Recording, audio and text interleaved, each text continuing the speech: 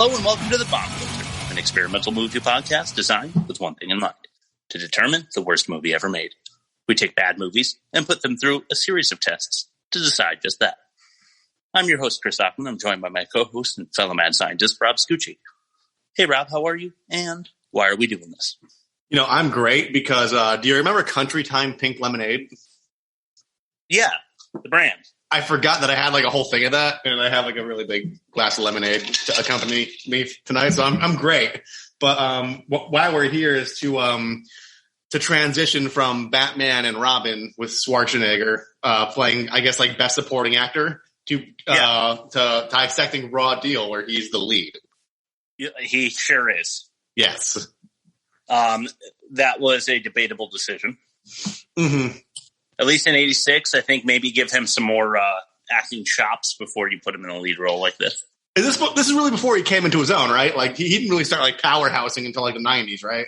No, I mean, I think the first Terminator was his like big deal, and that was in the '80s. Okay, it was like '89 or something like that. I think it was around that time of '86. You know, it might have been '85, something like that. But like, he had just gotten going. You know, he's rolling now, and Terminator was an easier role for him because he really didn't have any speaking lines. And he kind of, since English is a second language, he's kind of robotic, anyways. Yeah, exactly. That Austrian thing does kind of sound cold a little. Yeah. Forgive me to our Austrian audience that I'm sure exists. Oh, the thousands of them. Yeah, we're gonna get some emails. Yeah, man. All right, hey, you want to just get into it? Yeah, let's do it, man. Okay, I'm going to give you some reviews. I am going to say right now that, you know, we're going to have to discuss this one and the way that the tests came out. They were a little screwy. Yeah. I'm not going to lie to you. So we'll get into it when we get there. But I'll detail as we go along. Sounds good. All right, first one from William Thomas of Empire says, a sadly lightweight spars through rule-breaking cop conventions that doesn't utilize its star's bulk to any great effect. Yeah. So, I mean, I think they were saying that he's like really, really bulky, and besides the point where he like throws the guy up on a ventilation shaft or whatever. Yeah.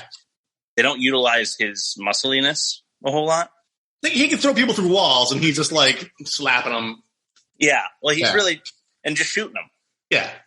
Yeah, he's shooting everybody. So, okay.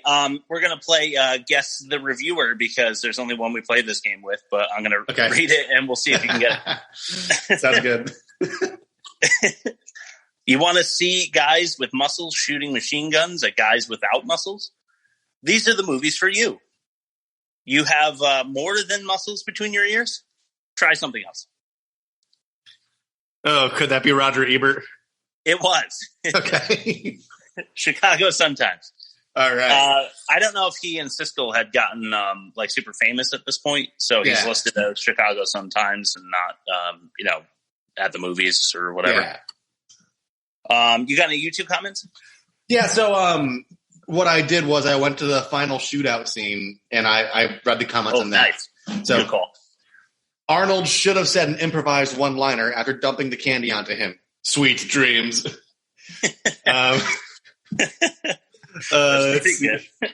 You could tell that Arnie was born to be a Terminator just by his charisma and menacing stone cold face.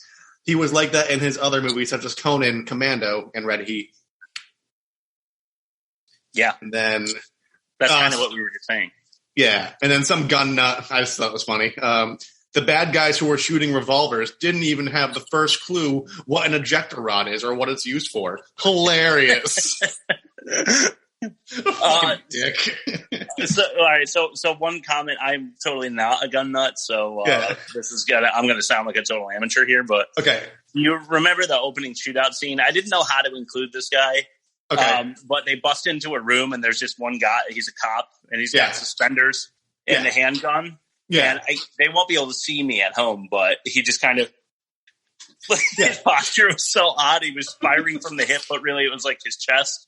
Yeah. And he was just kind of just shooting off to the right. It looked so strange. I wanted to mention it somehow, but you know what? Yeah, I don't know if you ever played like the original Doom or Doom 2 on like MS-DOS. Yeah. Like, it's a first person shooter, and like it's the first person angle, but it's just the screen and then like a gun just like sticking out. Yeah, and that's kind of what it reminds me of.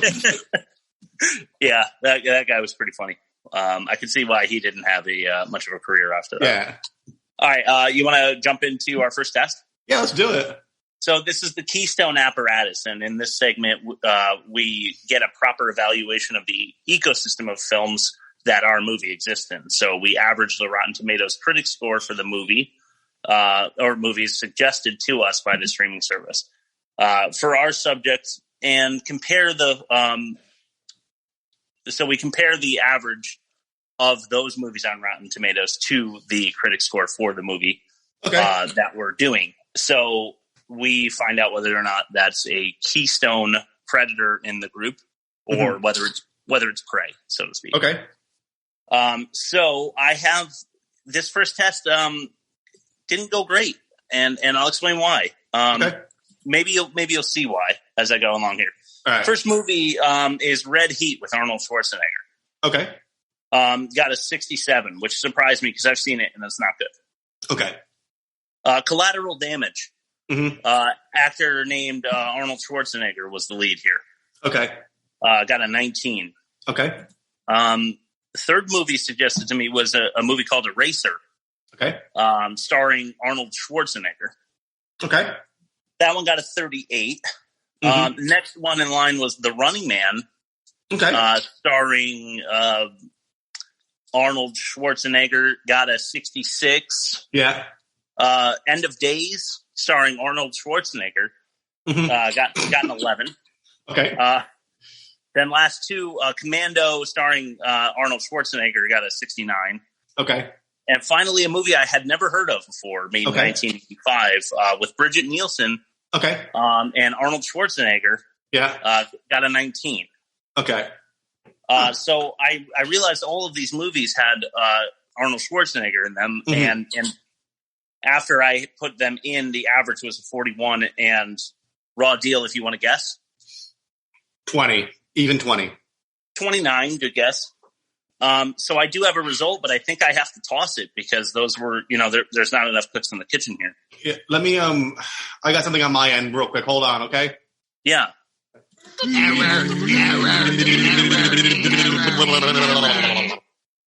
wow! What was that? That must have been an error on our Keystone apparatus. Oh, Jesus! Let's try again. Let's try again, real quick. Yeah. Yeah, I guess. Yeah, 29. Oh, God. Yeah. So, unfortunately, we're gonna, as you just heard, our apparatus malfunctioned. So we're gonna have to toss the results of that one, Rob. Yeah. Okay. So I guess we're just gonna jump into test number 2 here. Sure. The elevator movie plot pitch. Okay. So an easy way to determine the strength of a movie is to summarize its plot as succinctly as possible. The gold standard plot pitch for the bomb filter is Spielberg's Jurassic Park. Short, clear, and easy to understand, Jurassic Park can be... I'm sorry, that bumper, dude. I'm still thinking about it. Short, clear, and easy to understand, Jurassic Park can be accurately summarized in as little as 10 seconds. When summarized, bad movies are convoluted, unclear, and lengthy. To help us determine how bad our subject is, we compare its plot pitch to that of our 10-second standard. Any seconds past that 10 adds to our score. We also administer a star rating. And let's get it going. The elevator movie plot pitch. Okay. File missing. Huh. Whoa. I guess we'll just roll it and see what happens, right? Yeah, I do have a plot pitch here. Okay. 3, 2, 1, go.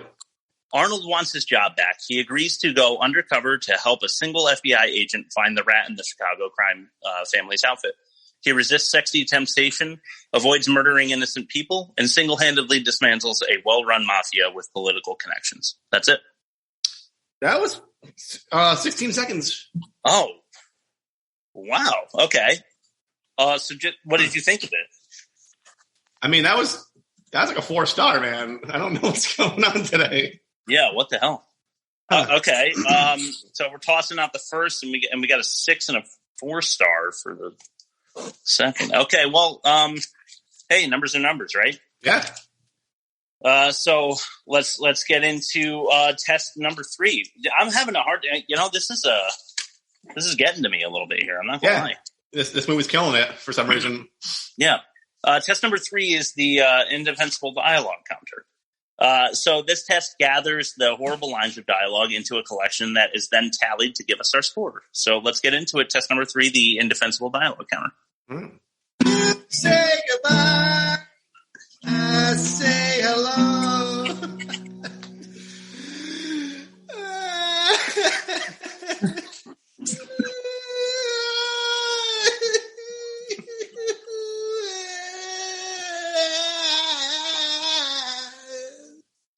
I'm going to have to get a new soundboard. Yeah, we're going to have to work on this soundboard, man. All right, so let's start the test. Yeah, start the test. What the hell is happening here? I don't know, man. Okay, buddy. This is going to be hard to get through. Yeah. Number 1. So Rob is going to try to defend these lines. If he can't, I'm going to tally them up. Okay. Number 1, Sheriff Kaminsky. That is Arnold. He says, book him. Impersonating an officer, resisting arrest, fraud, reckless driving, and lying to the sheriff. So I have a couple problems with it. 1, are they going to remember that? No. That was a lot. And 2, lying to the sheriff would maybe be obstruction of justice, maybe. Yeah. But lying itself is not a crime. Yeah. What do you think of the dialogue? I'm not going to defend it because after that, he just leaves. Yeah, he does. He doesn't even see to it that no paperwork, no sticking around. Like they went on like a pretty far convoluted chase, like a logging facility, I guess. Yeah. Like they got to do damage reports, all sorts of shit. So the fact that he just like says that and like just goes home, it's like, I don't know. It's good to be the sheriff, I guess. Yeah, I guess. So I took that one off. Number 2, this is his wife, Amy. Mm-hmm.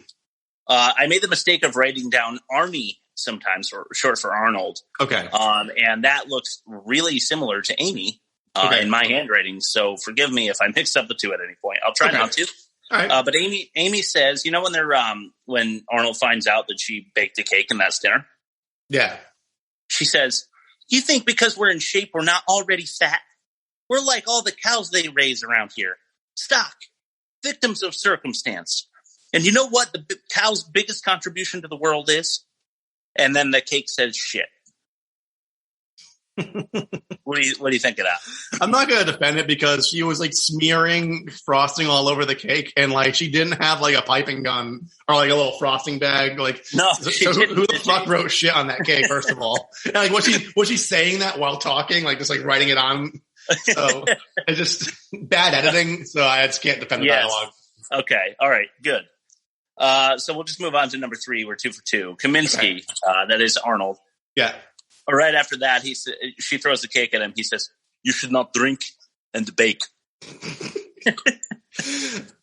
You know, as far as like crummy one-liners, I'm going to defend that one. That made me laugh out loud. Like I couldn't. Like it's something totally that he would say. Yeah. And like before, like he had like the star power to be the guy who would be the one that says that. So I just feel like that was him like kind of coming into his own as like a Austrian bodybuilding actor. Because he does end up making one-liners his deal. So like, this is the start. Yeah. Okay. Well defended. 2 for 3. All right. This is him again, but to Harry, the agent. Okay. After he agrees to take the job, basically he says, "Do you think I'll still pass the physical?" I personally hated that because it was just another like, hey, I'm in really, really good shape in case you didn't realize. Yeah. Yeah. No, and I'll get to that later because there's a scene that really pisses me off about how good of shape he's in. So I don't want to preempt it if you already have it written down. So. Okay. All right. So 5, this is Lemansky. That's Hammer Lemansky, the guy that's biting into Petrovina's money or whatever, right? Yeah. He says to Petrovina, "My time is worth just as much as yours now." And then the right-hand guy, Roca, he goes, "It's worth more. You have less of it." No. Like, I get it, but it's not good. When Blink-182 first had like their reunion with like the original lineup with like Tom back in, they had a lyric in the chorus, "Life is too short to last long." Okay, yeah. And it's like, yeah, no shit, dude. Like that's it's obvious they on Planet Stupid. Like, the answer is yes, because it isn't no. Yeah, exactly. Right. Okay, so we're 4 for 5 then, yeah? Yeah. Okay, number 6. The driver that Kaminsky drops off with the girl at like the broken down circus. Yeah. Goes, "This is my lunch, you son of a bitch." Sat down.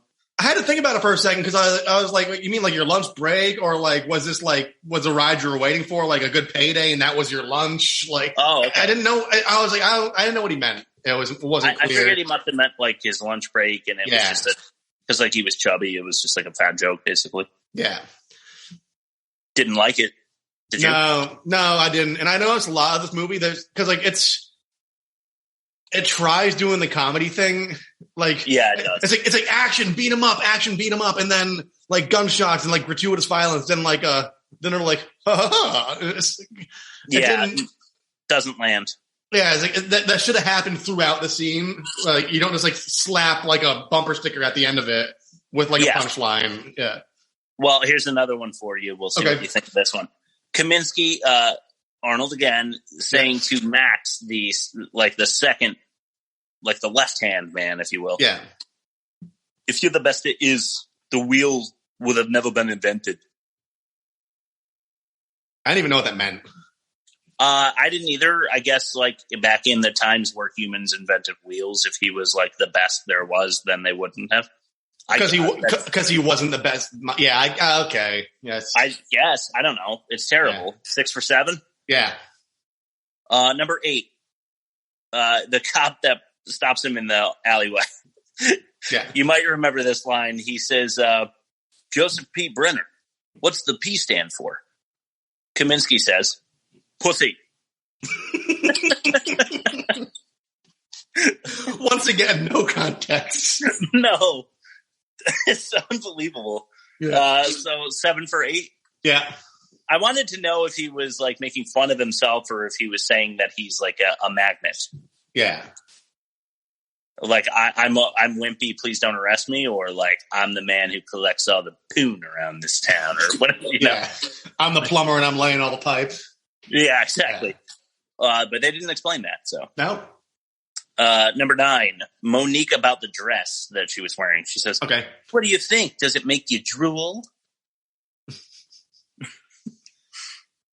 I want to know where that trope came from because I've never seen like a chick in lingerie or like in a sexy outfit and just start like, yeah, right. Just start raining out of my fucking mouth all over my shirt like I'm eating ribs. That's never happened to me. Yeah, so you might sound like a malfunctioning apparatus of some sort if that were the case. So, yeah. So 8 for 9 then. Yeah. Yeah. Yeah. Okay. Oh, you mean this one right here?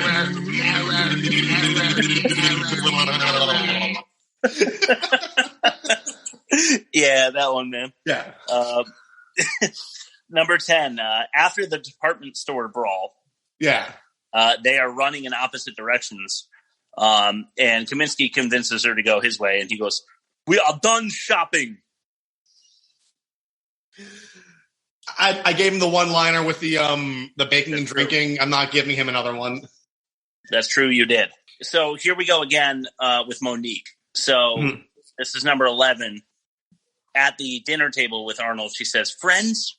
We're friends? If I want friends, I'll go to summer camp." No. Okay, 11 for 12. 11 for 12. And number 12, I have 13, so 2 more. Okay. Lemansky, during the factory chase, before the car gets decapitated, he says to all his men in the car, he goes, "Grab your hats." No, I can't. I can't give it to them. I can't. Okay.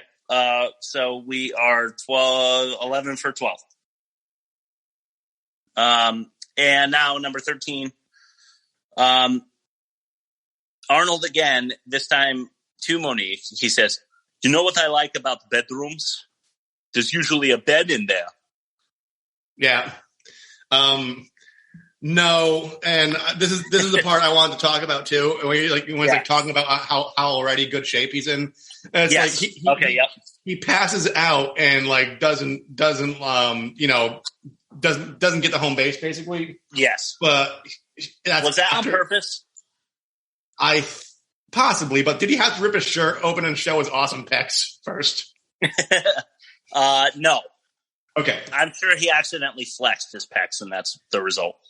Do you think when they were setting up that scene, they had his placeholder standing there? He's talking to the producer, and he's just like, "Hey, you think I should just whip my pecs out?"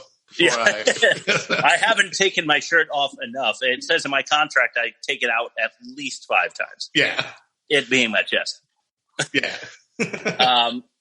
All right. Hey, that's all I got. You got any honorable mentions for the IDC? Just when, no specific line, but just how he first infiltrates. He just walks in looking smug and smoking a cigar. It's more of a visual dialogue. Yeah, stand there with the freaking the cigar that's standing out and just puffing on it like he owns the place. And he didn't look like he knew how to smoke a cigar. No, he didn't. Probably because he is, my body is my temple kind of guy. Yeah. You know what I mean? So he doesn't actually smoke anything. I didn't inhale. Yeah, right. I made sure not to taste it. Yeah. Do you want to count that? Yeah, let's count it. All right, 13 for 14 then. All right. So we'll record that result, but things are looking a little screwy as they currently stand. So we'll see what happens. Why don't we go to your ad read while we collect ourselves? Yeah. Oh, this is weird. 1 second. I actually got a message from our sponsors. Let me take a look here. Yeah. Today's episode of The Bomb Filter is brought to you by The Bomb Filter. That's right. We got dropped by all our sponsors because our machines failed us. We just found this out. A representative from an undisclosed sponsor watched Raw Deal and said, "Fuck those guys. We don't want their business." Oh. I'm sorry, guys. We'll try to have a new plug next week, but sometimes your machines get broken and selling out is impossible. The Bomb Filter. Tell a friend about our podcast and you get nothing. Oh, nice. All right. It doesn't hurt to self-promote a little here and there. Yeah. Hopefully we get, some kind of sausage company or, a slip and slide shooter or something, something. Yeah, and we'll take our profits and re-inject them into the profit stream. Yeah.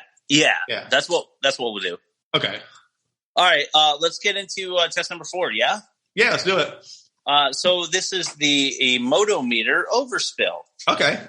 So for this test, we use another piece of custom equipment we refer to as the Emotometer. The Emotometer can be fine-tuned to the emotional output of the actor in question. When activated, the meter measures the peak of emotion displayed by the actor in a given scene and compares it to the range of genuine human emotion a person would actually display. So 10 cages is the maximum score. And that refers, of course, to Nicolas Cage, our buddy. Any more than 10 and we record the result. So let's get into it. Test number 4, the Emotometer overspill. Bomb Filter Podcast presents dialogue or taste detector. No. Which one was this? I think we're talking about special effects. That's not right. Fucking shit! I don't know what's going on, man. Something's screwy on my end too. Yeah, I think we'll have to take a look at some of our equipment. But anyway, we'll press on. Yeah. Okay, let's get into test number 4, the Emotometer overspill. With number 1. Okay. Amy throwing the cake at Kaminsky right in the beginning. Oddly, I plugged that into the Emotometer and I got a 32 out of that. That doesn't seem quite right. I mean, it was like that. It was like I've been living in a rural area against my will and haven't been fucked in probably 5 years type of rage. Yeah, right. So, because my husband's too busy catching criminals on log piles and not doing paperwork. Yeah. Yeah, or skipping it. Or coming home to drink. Yeah. All right. Yeah. So that's a kind of a crazy score. Yeah, numbers don't lie, though. I guess. Well, we'll see what happens. Right. So let's keep going. So number 2 was Kaminsky. He says to Harry in introducing like him to the case scene. He says, Harry's like, well, the prosecutor, had to kind of prosecute you because you beat the guy half to death. Yeah. And Kaminsky goes, do you remember the case? The guy kidnapped a little girl. He molested her, murdered her, mutilated her. It spit out a -2, which I actually thought was about right. We don't do negatives a whole lot on the Emotometer, but occasionally it does spit out a negative. And Arnold really, I wouldn't say that he was overacting here. I would say that he was just not putting any juice into the juicer here. Yet he used the alliteration of 3 M's, which is weird. Yeah, definitely. Molested, murdered, mutilated. And I think, if that's the dialogue you're giving Kaminsky, you're taking, or Arnold rather, you're taking a risk. Yeah. For sure. So -2. Number 3, Lemansky, the bad guy that they're trying to kill early. Yeah. Him and the Chicago crime outfit. Lemansky throws his hat down at the golf course and he screams, but really he just goes, shit, I hate this game. So, I mean, he threw his hat down with gusto, but only managed to say the word shit, I hate this game. In fact, it even looked like it was overdubbed because there was no energy to it. Yeah. And so I plugged it in out of curiosity and that registered a -5. So we already have a couple of negative scores here. All right. Kaminsky, number 4, says to Monique, he says, take my car back home, lay low, and they'll call you when I get back. Okay? And that also registered a negative. This one, -12. Okay. So, I mean, just odd, man. Just weird results today. Yeah. Number 5, the crooked politician to Harry. He says, we're both after the same thing. Justice. Right, Harry? Justice. Harry says back, fuck justice. That got a 38, which is outrageously high. I mean, outrageously high. Number 6, Roca, the right-hand man of Petrovina. Yeah. He goes, there's 50 cops in that building every hour of the day. How are you going to get them out of there? Give them tickets to the ball game? I also liked his head acting. Yeah. Like the words were so heavy as they came out of his head that they were shaking his head around. Yeah. Hair's going left and right. That came out of 40. So we're just gonna have to take a look at this equipment. Man. Yeah. I got a couple more here. You want me to go ahead with them? Yeah. Keep it going. All right. Kaminsky says to Monique at the end, he's trying to get her to board a plane, just get out of town, get out of Dodge, right? Says, you're out of excuses, sweetheart. There's $250,000 in that bag. Win or lose, it's your choice. Now get out of here. Yeah. That got an 81. Okay, time. Wait. What?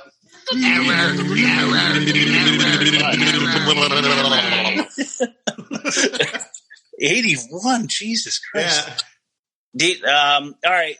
Harry. I don't have to walk to be a godfather. That got a 112.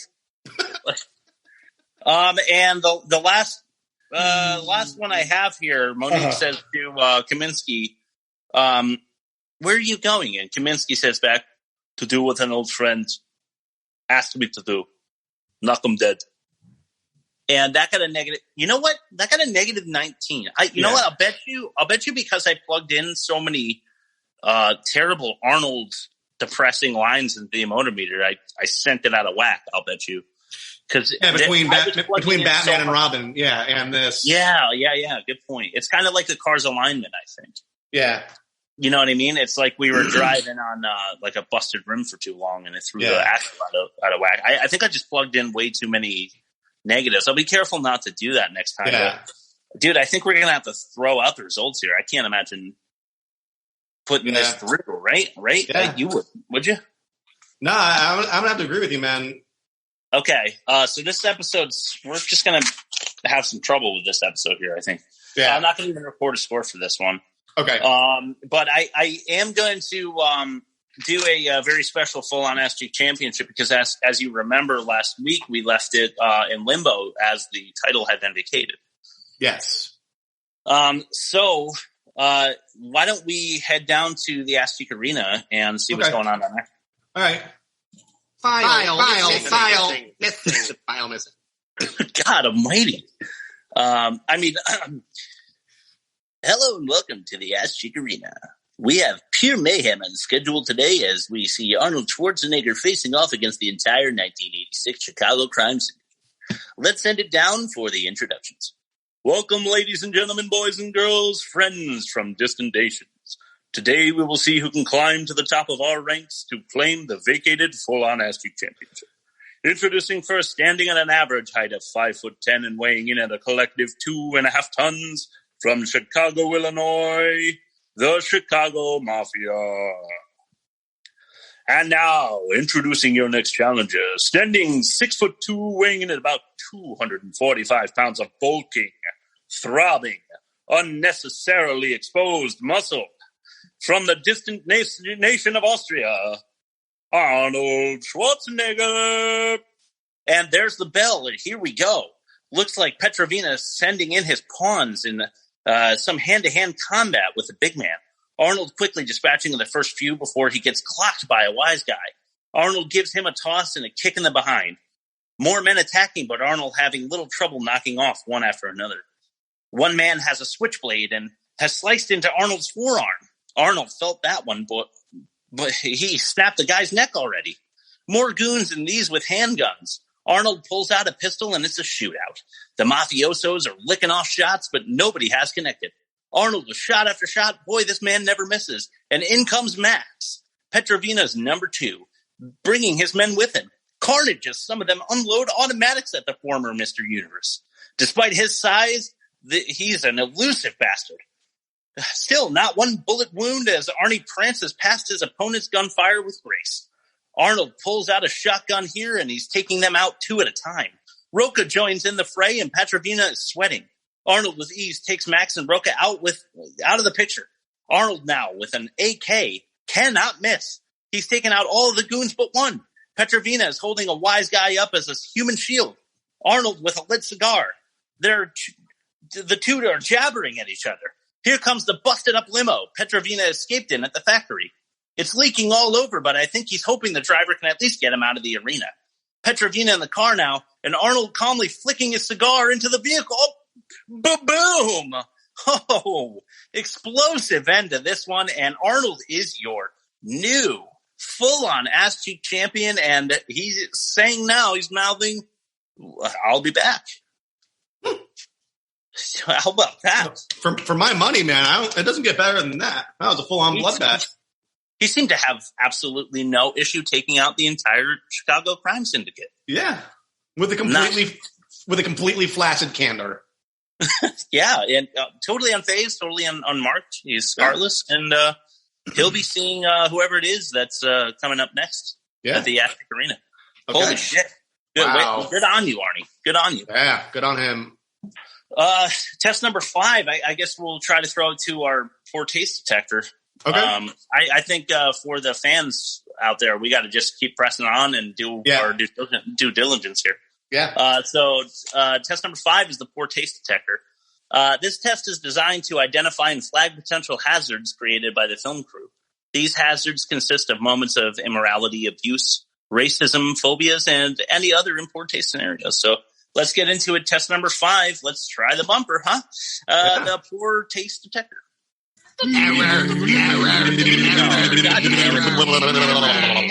Just remember, guys, bad data is still data. Yes. Agreed. Well said, Rob. Number 1, Southern folk only talk about crops and the weather, apparently. Yeah, they're just short of like talking about Cracker Barrel and biscuits.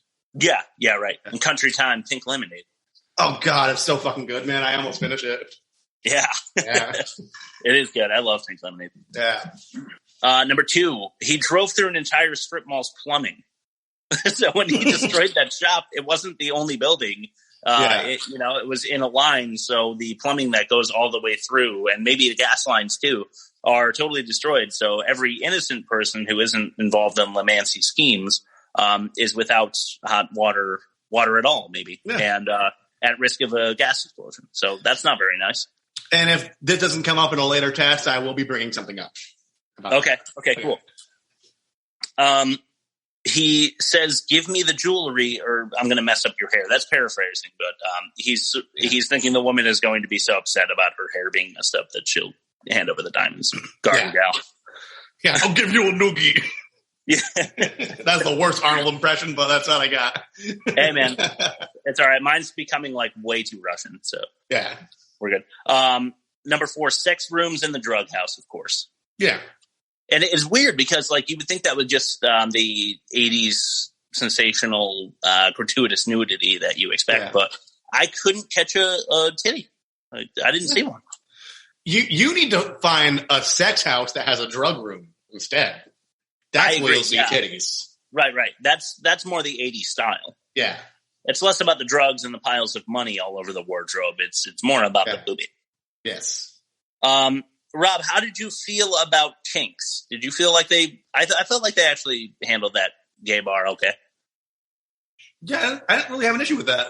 When they walked in, I was like, oh, God, this is going to be bad. So I'm not going to count that. I just thought I'd bring it up in case you caught anything that I didn't, because it seemed like a standard gay bar to me. I think it would have been over the edge if they were playing Relaxed by Frankie Goes to Hollywood over the loudspeaker instead of that crappy synth music they've been playing the whole movie. All right, you want to just do this now? I was looking for. I was just gonna wing it, dude, and find a good place to put this in here. While we're talking about the soundtrack, I was just gonna get into it. All right. I don't think they could afford anything else.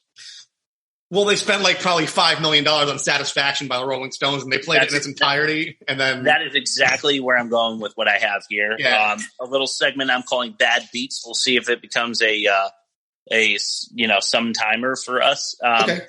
I thought the song in the beginning, One Way Rider, was kind of fun, actually. Yeah. But they have that bar rock synth, it was awful. They used it a ton of times. In the bar fight, they put a little guitar solo in there, but same song. Yeah. Then there's the drug bust, same lame bar rock, right? Yeah. Then at Kinks, If Looks Could Kill, which I've never heard of. Yeah. They had 15-minute swaths of no music at all. So it was kind of the opposite of Batman and Robin. Yeah. Right? Like almost no music in this movie. They have a sped up version of that song after Harry's death when Arnold's going after him. And then they do I Can't Get No Satisfaction. Yeah. So I'm thinking that they didn't have the budget for the music because they blew it all on the Rolling Stones Satisfaction. That's what I wrote down, what you just said.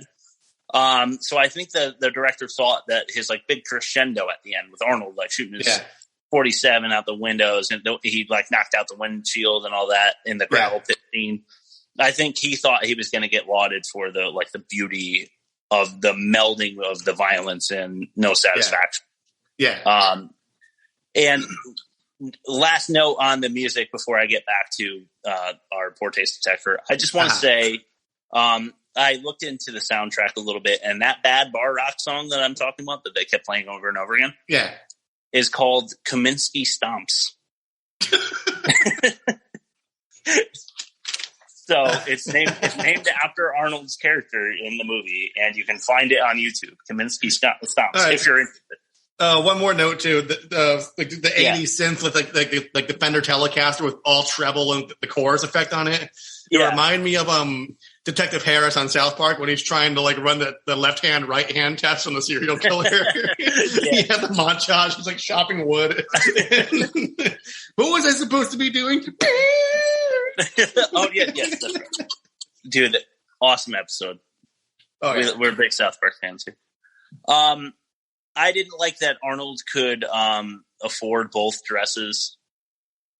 You know, when she's like, I can't afford both. He's like, I can afford it. Just the guy, like the overbearingly pushy money grubber guy thing, you know? And on top of that, he only had $45,000 of like his good friend's like life savings that he was used to like, that he was supposed to use to like uphold appearances to avenge his son's death. And he just like flip, not even fucking counting it, buying dresses and shit. Yeah, that's true. That's true. I don't think the mafia really started to pay him. Yeah. At least we didn't see any money change hands. So that's a really good point. Arnold and Amy destroy the department store. I mean, did they have to throw, like Arnold goes and throws one of those guys through the glass window, like the door. Yeah. And I just was wondering why. I mean, he's already destroyed one person's company store. Yeah. Why they got to do this again? You know, he's just destroying the place. Number 8, I just wrote down the crazy housewife. Yeah. That's, you know, pretty standard stuff. It's kind of important. The crazy housewife he doesn't mention at all throughout the rest of the film. Nope. Until the very end. Yeah. When they remember that she was an important character and he's like, she's pregnant. Yeah. All right. Number 9, Arnold didn't have to kill the politician. I didn't feel. No. The guy screwed him over and he stooped to his level, basically. Yeah. He could have just put him through the political, you know, put him through the justice system. He could have taken a few good photographs of him, like, in the mob lair with all the dead bodies and, like, sent it to the media. Yeah, that's true. Could have done that. I have 2 more. Okay. Harry saying, I have no interest in becoming an accomplished cripple. Now push me back to my room or into traffic for all I care. I'd rather be dead than crippled. Yeah. That's a great message for crippled kids. It's fucked up. And then finally, just to coattail that one, a little bit of Arnie motivation is all it takes to make him walk again. Yeah. Yeah. That is so demeaning to people with serious problems with their the lower half of their body. Yeah. Oh, man. Okay, that's what I have. It's actually only 10. I'm not going to... Okay. Should I record the result? I mean, I'm not sure what we're doing here. I'll write it. I'll jot it down. Write it down. You never know when you're going to need it. Yeah, okay. So 10 for the poor taste detector. Okay. Yeah, nothing for Emotometer. Yeah. All right. Let's get into test number 6, man. Accounting for entropy. So bad movies rely too heavily on films of the past. When recycling an idea, a director or writer is committing to a trope. Almost every movie has 1 or 2, but bad movies have many. We count them up to help us evaluate the film. Well, let's give the bumper a whirl. File missing. God damn it. Damn. It's worth a try, I guess. Yeah. But, all right. Number 1. You know how they're walking in the very, very beginning? You see the train come in, and then you see Roca walking, and then some other guy in a fedora who they never explain who he is later on. They're walking separately, and then they join together and are walking in a line. Yeah. Yeah. I see that all the time. Mm-hmm. Number 2, this is cheap, but the wise guy fedora. Of course, one of the mafia members has to be wearing a fucking fedora, right? Yeah, fucking, yeah. Yeah. Number 3, the I know a better road. Do you know what I'm talking about? So in the beginning, okay. Well, no, I don't. I don't. So Kaminsky's following the guy in the Jeep. He's on the bad guy's on a motorcycle. He chases him around, and then he realizes that the guy made a misstep by going down a long road that winds around, and he can cut it off because he knows the territory. Yeah. You know, so he has enough time to lay this like gas trap, you know, which leads me to my 4th one, which is lighting gas with a cigar. I just use that trope And I mean, that just happened in the full-on SG arena. So number 5, another bad guy rundown. So Harry gives you the goods on all the bad guys as Arnold's like showing off his muscles and combing his hair. Yeah. Bar fights with no guns drive me crazy because all these guys are packing. Yeah. Why are they just letting this Animal Man like beast them all out and not shoot them? Going back to the gun nuts, do you think it's like one of the, like, I have a couple friends that are like gun nuts and they're like, if I'm ever pulling out my weapon, it's with the intent to kill, so I'm never going to draw my piece. You think it's one of those guys? Maybe, but I mean, these are mafia dudes who That's true. They're going to kill. They're going to kill anybody. Who cares? They're just going to shoot them. Yeah. Number 7, he's working. He has to work his way up. So we got kind of the working his way up energy where the leader doesn't trust him. And Petrovino is like, we got to make him do shit, and then send him to the gravel pits. We don't like. Yeah. The old bomb threat gag. Yeah. I mean, self-explanatory. Like that's in any heist where it's like it's a misdirect. The whole misdirect. Yeah. Right. So number 9, the one guy who knew you were undercover is dead. Yeah. You saw this more recently in The Departed, but they do it much, much better. Yeah. The Departed is not an A+ movie in my opinion. It's good. But, it's pretty good. Yeah, it's good. And they do that much, much better. Yeah. Number 10, I wrote The Duffel Bag Arsenal. That if you didn't bring that up, that's what I was going to bring up. There's the whole suiting up montage where he's like loading all this. What if he packed it personally? Why is he opening up the 6-shooter and counting the bullets as if he didn't already put 6 bullets in them? Maybe that was a deleted scene. His wife was like packing his lunch for him, but she was packing his arsenal for him. So gotcha. Double checking. Just double checking. Number 11, the leather jacket badass. So like he throws on the leather jacket and looks in the mirror and he's ready to go. Yeah. 12, shooting the empty elevator. Yeah. So all the bad guys thought he was in the elevator. They shoot it up and it's actually empty. He's in the ducts or whatever. Yeah. And then 13, Arnie kills everyone at least once. Yeah. And number 14, another stormtroopers. Okay. So that's what I've got. Anything else you can think of you want to throw out there? Are you good with the duffel bag arsenal? I'm good with the duffel bag arsenal, yeah. All right. So, I mean, we have a test score here. Jot it down. That's 14, yeah? Yeah. Okay. Let's move it on to test number 7. Last test before we get into some fun stuff. Okay. We're going to have to talk about this episode. We're going to have a little bit of our own dialogue. Yeah. So at the end of this test, we'll do illogical inconsistencies. We'll do your movie review, do bad credit names, and then we'll talk about it. Okay? Okay. Yeah. So let's throw it into our bumper for test number 7, bad effects, side effects. I don't even want to try, so I'm just going to do something a little different. Bad CGI till the day I die.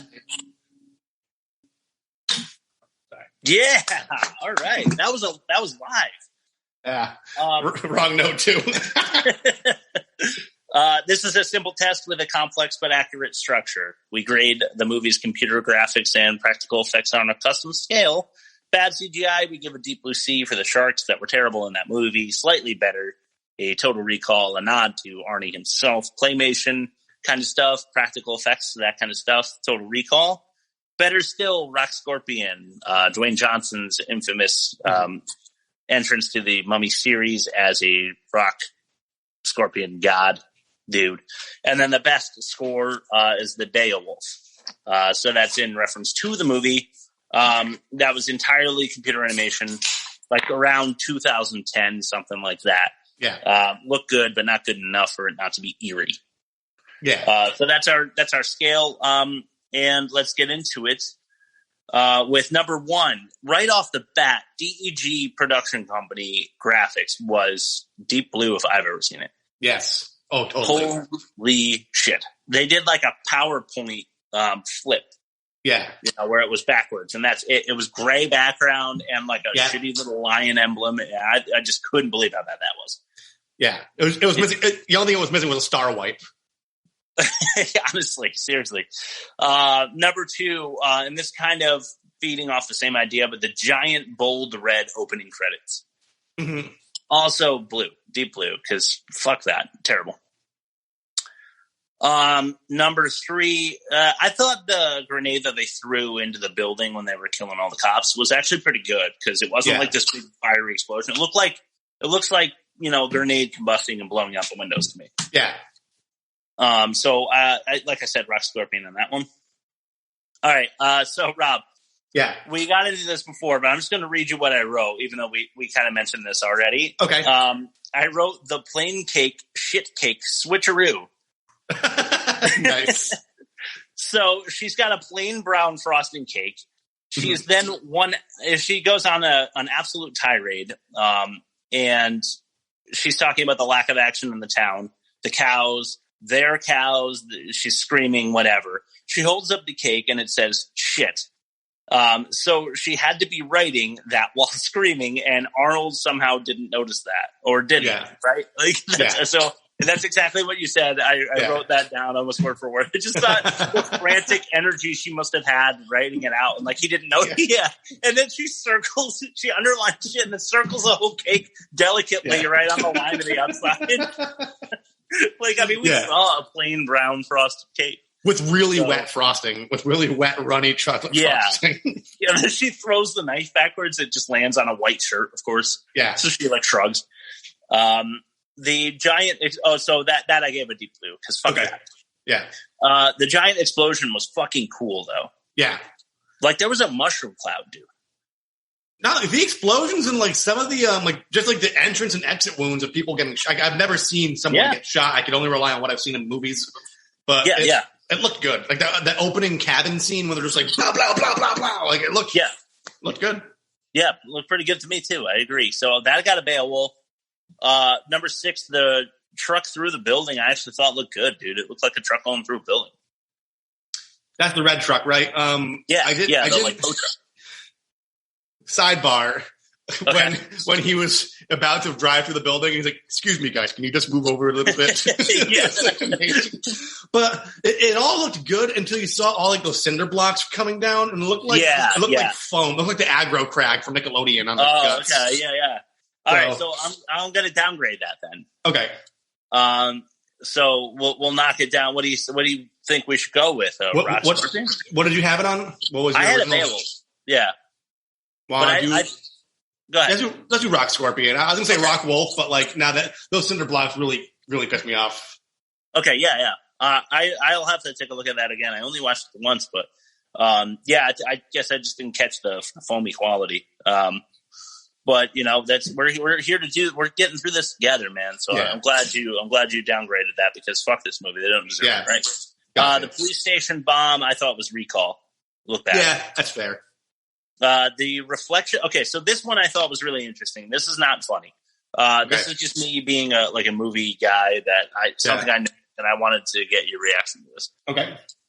So I think the reflection on the windshield, if you're going to show it, is super important to get right? So if you're showing the characters driving from the front windshield perspective, and you're not going to the green screen in the back is less distracting if you are showing the windshield. Yeah. So they actually showed the reflection of streetlights going past the windshield. Yeah. And then even a building that was each level of the building was a different color. Yeah. You can see that in the reflection of the windshield, and it was all distorted as if they were driving. Yeah. So I thought for 1986, that's either incredible CGI or they're actually driving, in which case they had to mount a camera up there, and then the guys needed to not be super distracted by the camera while they're driving. I don't know which one it is, and they fooled me. So I wrote a Beowulf. Yeah, no, I agree with that. It looked really good. When you think of Seinfeld in the 90s and they're driving to New York, it just looks fucking awful. It does, because they're clearly just sitting on a little cardboard set and having on the side of it, or a green screen. Yeah. I thought it was dumb that they brought in real planes for the movie, though. They didn't do anything with them. It seemed like a needless expense. So I gave that a Rock Scorpion, because they really were planes. Yeah. But you don't put anything on the table that I can't eat. Exactly. Don't show me a plane that doesn't fly. That's not cool. Don't do a shit cake switcheroo on you. Yeah, they did. It was a nice frosted cake, and then it just was covered in shit. Exactly.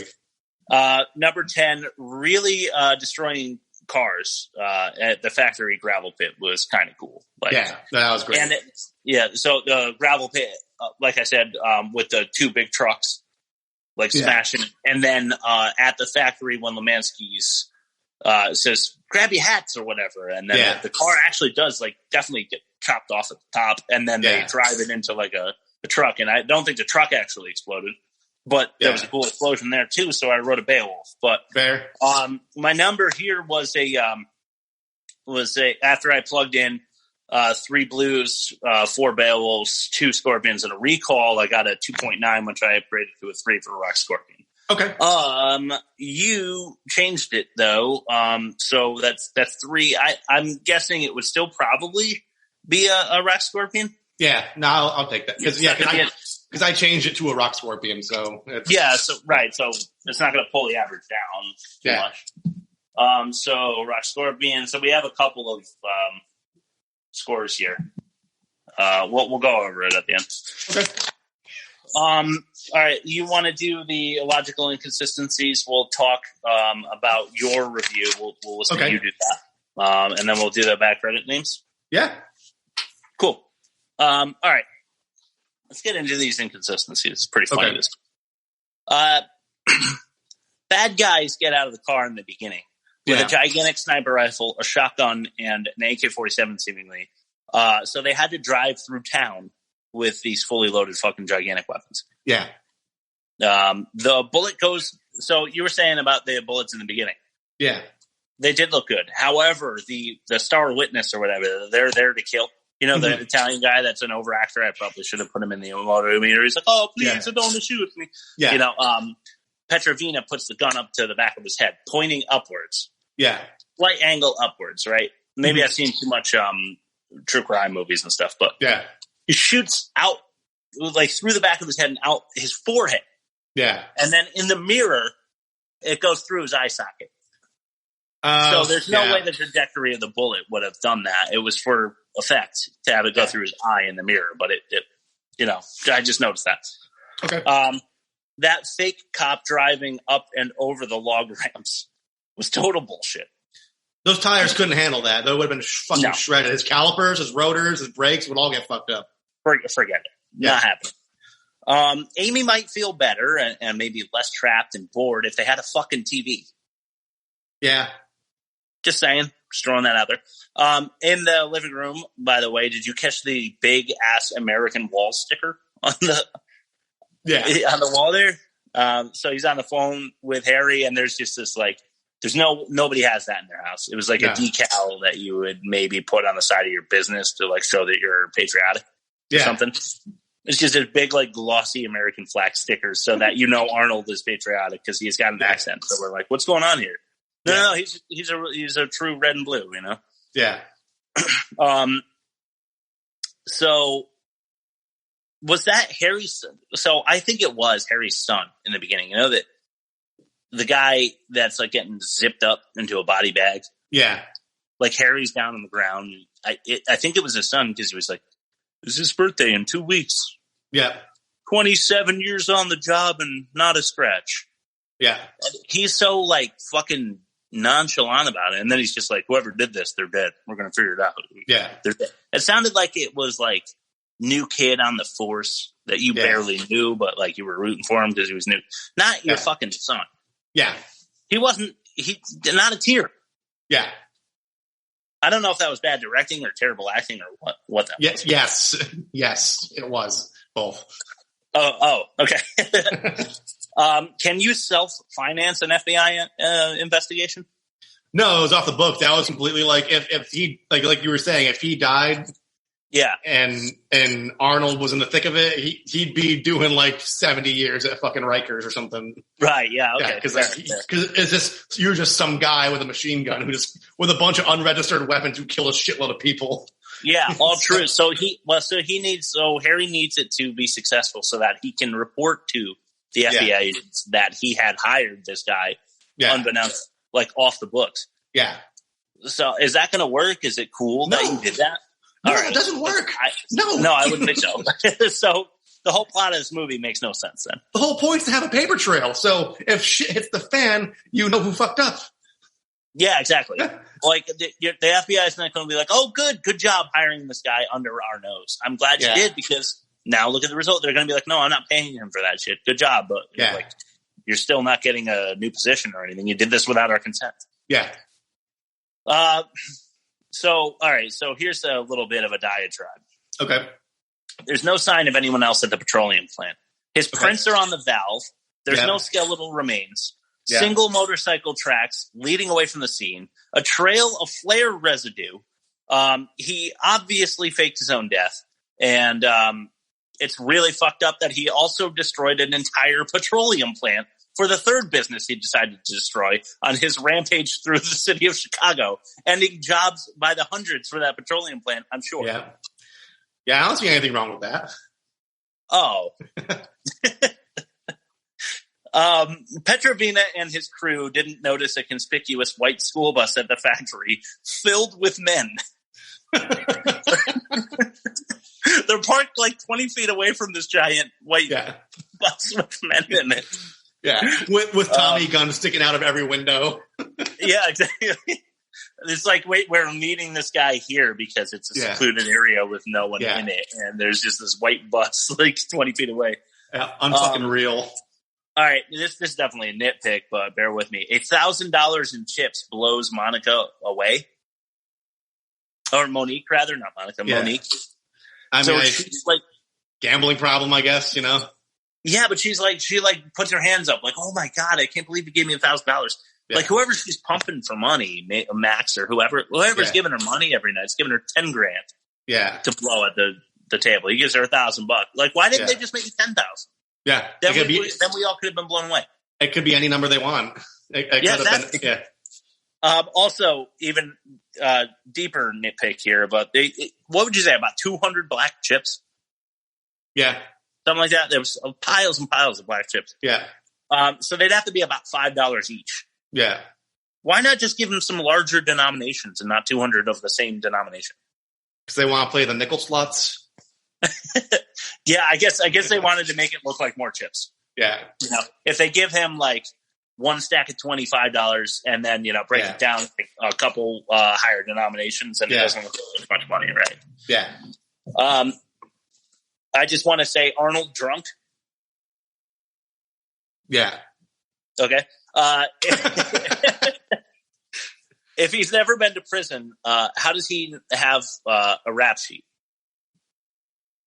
I think it's Roka's. Like, how did you avoid prison all these years?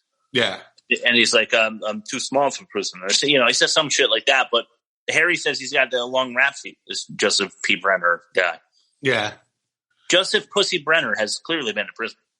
It's because he was using. I think I got something here. He was using an assumed name because when he showed the other guy the picture of him, he's like, I know Brenner. I busted him twice in 2 weeks, 2 years ago, and that ain't him. So maybe, Well, that he's definitely been to prison then, right? Like, I just where did that? I don't know where the notion that he hadn't been to prison came from. Yeah, I don't know. Why did he had a snoring machine at the ready. Yeah. In case Monique was going to snitch on him the minute that he fell asleep. Yeah. That's like once again, like the shark repellent in Batman. It's like, what a wildly impractical machine to like just have at the ready. Right. To have a recording of himself snoring in case he uses it. It's funny that being super rich in the 80s meant that you can buy higher ceilings, comfier furniture, and fancy dishes to put a glass of milk in. Yeah. That's like without our current technology. I mean, was it that cool? Did you see Petrovina's like glass dish that he like put his glass of milk in? Yeah. At his office. Like, is it so like the condensation wouldn't get on the actual desk? Was that the reason for it? I guess. I guess so. Yeah, so that's what your money buys you. That's why you're killing people by the. And who's drinking fucking milk during a power meeting? It's like, oh, yeah, that's 2%. I'm not fucking this guy. His calcium is on point. Yeah. They put a bomb on. They strapped it to a actual soda can. So putting it in the soda machine, no one's going to notice, but you like strap a watch bomb to a soda can and then put it like in the visible, like in file in like this glass container. Why not just like glue it to the top of the inside of the soda machine instead of making it like maybe visible? Yeah. Baffled. How did they reroute the bomb disposal number? You can't just steal the landline phone with their van and their buttons. Okay, it's now also a plan to take out Lemansky, but there was no discussion of those plans. So the bomb thing was a diversion so they can kill Lemansky, I guess. But they're stealing the money that Petrovina wants from the police station and the coke or whatever. Mm-hmm. They didn't mention Lemansky at all, and then all of a sudden they're going after him too. Yep. Here's a nitpick. Lemansky's car is fully bulletproof. Yeah. It says so on the back window, if you remember. Yep. Why do they return fire if they have to roll the windows down? I completely didn't even notice that. But that's a very good point. Half of the crew dies because they decided to roll down the bulletproof windows that were completely like reflecting the bullets. No problem. Yeah. It'd be even funnier if they were trying to shoot through the window and they just killed themselves with their own ricochets. It's like, blah, blah, blah, blah. That would be great. Yeah. If Max like just caught one. Yeah. Just want to say old cars are ugly. Yeah. They're boxy. Yeah. Could that have been the worst possible plan to kill Harry and Kaminsky? Yes. Yes. It's two guys with Arnold. They give Arnold a gun. Yeah. And they're like, they've seen Joseph P. Brenner like just destroy people. And they're like, we're going to walk side by side with you. Why not just the minute he gets in the car, you just shoot him in the head? Yeah. How about that? Do that. He takes out a windshield and proceeds to shoot an AK-47 out of the car while driving, doesn't miss men 40 feet up on hills, on cranes, in the building. Not once. Nope. He stops a gigantic truck by shooting the driver, and then I guess the driver proceeds to hit the brakes because he's dead, I guess. Yeah, that never that never happens. That pissed me off because even if you took your foot off the gas, you'd still roll through the fucking trailer. Yeah. He's going 10 miles an hour in this like unstoppable gigantic machine. Yeah. He takes out everyone in the hideout with no problem, no tension. There was no buildup, nothing. He just takes everybody out. No issue. And then I wrote that he pours the Mike and Ike's all over Petrovina. Yeah. Just thought that was funny. There should have been a one-liner there because was it just a product placement? Was it just for Mike and Ike's or? No, I didn't even see it. I have no idea other than like seriously, the only time I saw that candy was when Max put his hand in there. Yeah. It's not even like it was Petrovina's like favorite thing to snack on. They don't make any mention of it. Like literally there's no discussion about that candy. So I don't know what its significance is other than Max ate something. Yeah.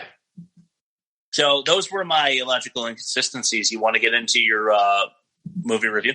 Yeah, let's do it. Arnold Schwarzenegger infiltrates the mob by just showing up with a cigar and a couple one-liners with the intention of avenging his friend's dead son and abandoning his wife for some blonde with small tits and a gambling problem. Wow. And then he needlessly blows up a bunch of stuff, and it's like, run, run, before the final showdown, that's like, run, run, run, run, run. Oh my God, what the fuck? Raw deal. The exit wounds were actually pretty good. There we go. I love those sound effects. All right, dude. Unfortunately, this is a small production, so not a lot of bad credit names. I'll read you what I got. Unfortunately, there are not many. I didn't know whether this was Robbie or Roby. Okay. Robey, just one name. Oh, that's weird. I'm going to go Roby. Okay, Roby. Number 2 out of 6, Ralph Foodie. Ralph Foodie. I mean, he should not be in the movie business. No. Jerry Hay. Okay. Hey, Jerry. That's just a lifetime of torment. Yep. Hey, Jerry. It's Jerry Hay. Hey, Jerry. Hey. 4 of 6. R. Pickett Bug. Okay. That's just unfortunate. It's not super hilarious, but I would hate to have that name. R. Pickett Bug. What do you think the R stands for? Like Reginald? Yeah, whoa, we went the same place. Nice. All right, I'm actually gonna swerve on myself. I'm gonna switch these 5 and 6. Okay. Number 6, that is now number 5. Glenn. That sucks. That just sucks. Yeah. Glenn. Glenn. And lastly, Sergeant Dan Heroin. Okay. That sucks too. Yeah. That's it, dude. Okay. Unfortunately. All right. So here's what we're going to do. We're not going to do a movie comparison this week. All right. Instead, why don't we toss out all our results? Mm-hmm. We'll keep Arnold Schwarzenegger as your full-on Ass Cheek champion. Okay. We're going to keep Batman and Robin 1997 as the worst movie ever made. Okay. This movie wasn't worse. Okay. I think we can say definitively, yeah? Yeah. Let's switch it up, man. Okay. We're going to have to recalibrate. We're going to have to clean these machines. You agree? Yeah, our machines there's too much shit in them. Yeah, there's too much gunk in these cogs, and we got to grind it out. Okay. So instead, next week we're going to do, why don't we do a good movie? And that way we can recalibrate our machines to a good movie. And those machines can start fresh from a place of good. A safe reference point. Yeah, exactly. Yeah. So what we'll do is we'll flip the machines to test for good. And that way when we flip them back, they kind of have a sort of memory for what they're gauging against. Yeah. Yeah. Yeah. And we'll have new gold standards. We'll have the scoring is going to be the same, but we're basically absolute valuing it from a new 0. Yeah, exactly. So so this works out really well, dude. We've done 9 episodes. Okay. So we'll make number 10 our good movie review. And how do you feel about The Big Lebowski? I fucking love The Big Lebowski, and I don't think anybody could dispute that it's a good movie. No, and I think we will get some residual laughter, which benefits us. Yes. Instead of laughing at bad lines, we'll be laughing along with the audience to good lines. Okay. So we'll take a little break. This is a mental break for us. We get to watch a good movie. Yay! Yeah. Woo! All right. So that'll be our jumping off point. And we will start up season 2. We'll discuss and we'll throw it out there next week what we're going to do for episode 1 of season 2. Yeah. Yeah, and I think we've talked about some good ideas, but we're going to keep that conversation off air for now while we bicker about it. All right, cool. So we will not miss a week. We are not saying that we're going to miss a week. Next week we're going to do The Big Lebowski. We're going to talk about why it's so awesome. We're going to laugh with you all. And then season 2, we're going to throw out another terrible movie and get back into the grind with fresh machines. And hopefully our bumpers are back up and running. Yeah, I got to fix those. Dude, that was hilarious. So check us out on TikTok. We have one now, Bomb Filter Podcast. Yep. TikTok. Our Instagram page, we're up to 1,100 now. We're still rolling on Spotify. We have the bombfilterpod at gmail.com. Anything else that you want to announce? Yeah, we're on Anchor FM. We're on Pocket Cast. We're on Google Play. I got our RSS feed submitted to iTunes. I'm just waiting for the approval. So all those episodes will be on iTunes. I'm just waiting for confirmation on that. All right, awesome. That's everything. All right, cool, dude. All right. Yeah, that was a shit pod, huh? But yeah, that's because of all our malfunctions. Hopefully, we still got entertainment value out of it. Yes, hopefully. All right, guys, this has been the Bomb Filter. Bomb Filter.